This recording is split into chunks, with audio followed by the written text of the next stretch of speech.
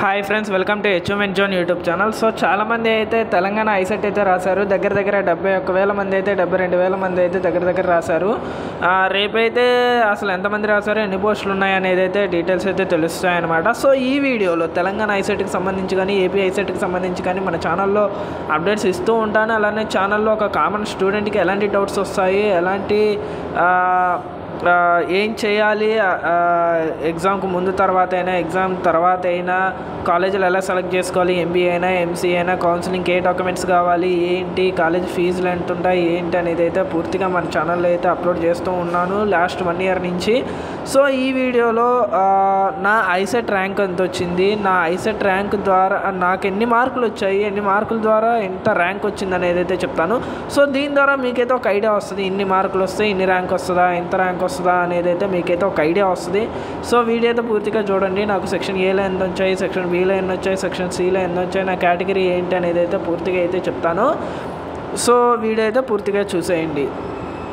So ఇది నా rank card అనమాట. సో ఇక్కడ పైన చూస్తే రిజిస్ట్రేషన్ నెంబర్ ఉంది, అలానే ఫోటో మీద చూస్తే హాల్ టికెట్ నెంబర్ ఉంది, ఫోటో కింద నా సిగ్నేచర్ ఉంది. అలానే ఇక్కడ రిజిస్ట్రేషన్ నెంబర్ కింద నా పేరు, మా ఫాదర్ పేరు, మదర్ పేరు ఉంది. అలానే కేటగిరీ ఉంది, బీసీడీయా ఏంటని స్పెషల్ కేటగిరీ అనమాట. స్పెషల్ కేటగిరీ అంటే పీడబ్ల్యూడీ కేటగిరీ కానీ, లేకుంటే ఎన్సీసీ కానీ, స్పోర్ట్స్ కోటా కానీ అలాంటి కేటగిరీకి అయితే స్పెషల్ కేటగిరీ అని ఉంటుంది. అలానే డేట్ ఆఫ్ బర్త్, తర్వాత ఏరియా ఓయూ అంటే ఉస్మానియా యూనివర్సిటీ అంటే తెలంగాణ ప్రాంతానికి చెందిన వాడిని అయితే ఉంటుంది. ఒకవేళ ఆంధ్ర ప్రాంతానికి చెందిన వాడైతే ఆంధ్ర యూనివర్సిటీ అని ఉంటుంది. రాయలసీమ ప్రాంతానికి చెందిన వాడైతే శ్రీ వెంకటేశ్వర యూనివర్సిటీ ఎస్వి అని ఉంటుంది అనమాట. ఐడెంటిఫికేషన్ మార్క్స్ ఉన్నాయి, రిజల్ట్ క్వాలిఫైడ్ అని వచ్చింది. సో ఇక్కడ mark sheet, marks secured after normalization తర్వాత మన మార్కులు ఏంటి, సెక్షన్ ఏ అంటే సెక్షన్ ఏ అంటే అనలిటికల్ ఎబిలిటీ, సెక్షన్ బి అంటే మ్యాథమెటికల్ ఎబిలిటీ, సెక్షన్ సి అంటే కమ్యూనికేషన్ ఎబిలిటీ కదా. సో ఇందులో నా మార్కులు అనేది అయితే చూద్దాము. సో ఇది నా ఒరిజినల్ మార్కులు కూడా కాదు, నార్మలైజేషన్ తర్వాత మార్కులు.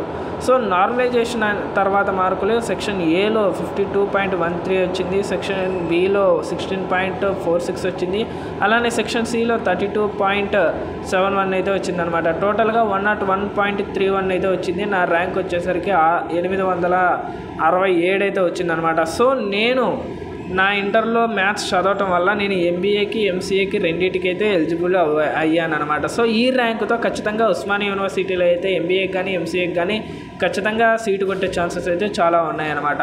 సో ఇదనమాట నా ర్యాంక్ కార్డు 2023కి సంబంధించి. సో ర్యాంక్ కార్డుకి సంబంధించి కానీ ఇంకా ఐసెట్కి సంబంధించి కానీ ఎలాంటి డౌట్ ఉందా కింద కామెంట్ సెక్షన్లో కామెంట్ చేయండి. ఖచ్చితంగా మీకైతే ఆన్సర్ ఇస్తాను, ఖచ్చితంగా మిమ్మల్ని అయితే గైడ్ చేస్తాను. సో అంతకంటే ముందు ఈ వీడియోస్ని లైక్ చేయండి, షేర్ చేయండి, అలానే అచీవ్మెంట్ జోన్ యూట్యూబ్ ఛానల్ అయితే సబ్స్క్రైబ్ చేసుకోండి.